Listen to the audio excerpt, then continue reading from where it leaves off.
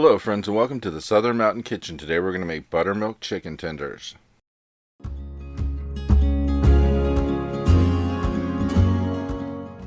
So what you see on my counter is what we're going to use to make this, and you're going to need like double seasoning on this deal because some of the seasoning is going to go into the buttermilk, which we're going to actually soak the chicken in for at least 30 minutes to an hour before we actually use it. The rest of it's going to go into the breading, and as you can see I kind of separated this a little bit on the counter. There's a lot going into this, but it has the most amazing flavor when this is done because all that seasoning works to give you something really great. Now mind you, if you wanted to make these kind of like hot and give them more spice to it, you could use hot sauce when you're soaking the chicken in the buttermilk, and that would give it a little bit more of an edge. You don't have to, you could if you want to, because I'm not going to do it in this video. However, it's an option if you want it to be really hot. Just, add 3 or 4 dashes of hot sauce to the buttermilk. So we're going to take our chicken. I have 4 chicken breasts here. We're going to cut off all the fat, any tough pieces we find around the edges of it, because you really don't want that ending up in your tenders. We really don't want that to happen because, there's nothing like biting into something and there being fat or a hard piece or whatever. We just don't want to deal with it. So when we cut off the fat and get everything else off of it, we're going to slice these into strips, which basically we're just making tenders out of them, and we are going to have about 3 of these per chicken breast. So by the time you're done, you're going to have about 12 of these to work with, which is quite a bit depending on how many people you're feeding. I mean, you could always add more if you need it. This right here is plenty for a couple people to eat, maybe 3 people or so. It depends on how much you want to eat of it. It's just, you have to depend on, if you have like 4 or 5 people, you're going to have to add some more chicken breast to the deal. But we're going to go ahead and cut all of these up and make sure they're ready to roll, because we are going to get them ready to go into the buttermilk and the seasoning. So that way we're going to give it flavor before we even bread it to cook it. It's like, we're going to do this in stages. So just work your way through, and like I said, if you need to add an extra chicken breast or so, you probably could. With the amount of like buttermilk and seasoning and everything we have here, it probably would still work quite well. So just make sure that when you're cutting these that you don't include any fat in it, or if you have missed anything. So go ahead and work your way through, and as I said, just make sure you get the tough spots, because on the side of the chicken there's usually one little piece that's always really hard that's stuck out there. You really don't want to include that. And then once this is done, we're going to move to the buttermilk phase. Now when you're doing this buttermilk, you're going to want this to sit in there for a while. It's just going to be one of those things where you could probably let this sit overnight if you wanted to. But we're going to add 3/4 cup of buttermilk to a large bowl. And then to this, we're going to add a 1/2 teaspoon of salt. And then we're going to bring in some seasoning. So we have a 1/2 teaspoon of paprika, a 1/2 teaspoon of cayenne pepper, a 1/2 teaspoon of garlic pepper, and a 1/2 teaspoon of white pepper. And we're going to mix this all up. You can use a whisk spoon, whatever you need to. And we want to get this really mixed through, because when all those seasonings mix throughout the buttermilk, and make sure they're all broken up to where they actually distribute evenly. We don't want clumps of this floating around in one place or another. And once we get this all mixed up, we're going to add the chicken to it. So we're going to bring in the tenders one at a time and put them in there and get a little bit of the coating all over them, so we make sure that each piece gets a good amount of the buttermilk coating, and that way the seasonings get distributed evenly. Now mind you, when we get these all in here, you're going to let this soak for about at least minimal 30 minutes to an hour. Or you could leave this overnight if you wanted to. Just cover it and put it in your refrigerator, and then the next day you could use it. But once it's all in there, make sure they're all coated, and I'm going to go wash my hands before I start the next step of this. So in the next step, we are doing 1.5 cups of all-purpose flour, 2 tablespoons of cornstarch. To this, we're adding 1 tablespoon of baking powder.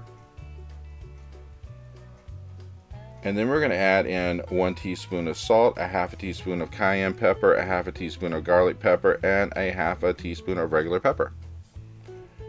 And then we're going to mix this up a little bit. Just go ahead and distribute all those seasonings throughout the flour. And then after this, we're going to add about 2 tablespoons of buttermilk to the dry mix. This is just going to give it a little bit of flavor, and as you mix it, it will just work its way throughout the flour and the seasoning, and they all get together to where it's going to have a really great taste, because the buttermilk is going to help the flour, and that's going to help the other seasonings, and everything just works together to be something really nice. So just make sure that you get that completely broken up into the dry. So usually if you have a whisk, you can do this in just like about a minute. And once it's done with that, we're going to start dipping the chicken into the dry mix. So you're going to need some kind of a platter or whatever to hold the chicken once you're done. And we're just going to, once this is mixed up, bring it over a piece at a time and get it coated. So as you can see with my dry mix, everything is totally incorporated there to a point to where it's usable. And we're just going to bring these over and roll them around in the dry mix. And then once they're all completely coated, put them on a platter to the side or a plate or whatever you have. And we're going to do this and get them all finished before we start frying, because we want to make sure they're all done. We don't want to like have to come back and forth to do this. We just want to get it all done in one step here. So go ahead and work your way through each one of these. And as you go, just make sure that you're getting these things really coated. Now you could double dip these if you wanted to. That's just gonna, you're gonna use up a lot more flour that way if you do it. So I would just do the regular coating like I'm doing and put them all on the plate. Now in the meantime, you are gonna need a large skillet, which we're gonna use that with some oil to cook these. So it's your choice what type of oil you want to use. You could use anything you want to, as long as you get it up to temperature before you start frying these. So when you put your oil in your pan, you want to put it in at least, turn the heat up to at least medium high or whatever, and let it sit there for a couple minutes to get that temperature up before we start frying, because you don't want to set your chicken down into cold oil and it doesn't cook. We just want to make sure we get a really good coating of this. And when you're cooking this, you're going to cook for about 3 to 4 minutes on each side. So just make sure that you're getting these completely done, because they're going to get really golden colored when they're cooked. And that's how you're going to know that you're pretty much at the end of this. You could always check the temperature with a thermometer to see if it's completely cooked inside. But being that these are thin chicken tenders, they're not going to actually take forever to cook. And the best thing about it is once you get them up to temperature and they're golden on the outside, there's a really good chance they're going to be cooked all the way through, just because they're not thick pieces of meat. There's no bone, there's nothing to deal with that way. So once we get these all together, we're going to move to our pan. I have this large skillet here. I have about 2 inches of oil in it, and what I like to do is hold the chicken above the bottom for just a few seconds before I drop it down, so that way there's no chance this thing's going to stick and rip my breading off. And then just put them down in there. Now do not overload your skillet. You probably could put 4 of these or so in at a time. You don't want them overlapping. You don't want them laying on each other, because all that's going to do is have them like glue together as they're cooking. Just rip your breading off, and you really don't want that. So we just want it to cook and cook evenly. So keep them separated. Like you can see, these 4 fit easily into mine. Now mind you, these are pretty long pieces of strips, so that's what they're doing. And like I said, 3 to 4 minutes on each side till they're golden brown. Then we're going to remove them and bring in the next batch. Now, being that there were at least 12 of these when I cut them, I'm going to be doing this a couple of times.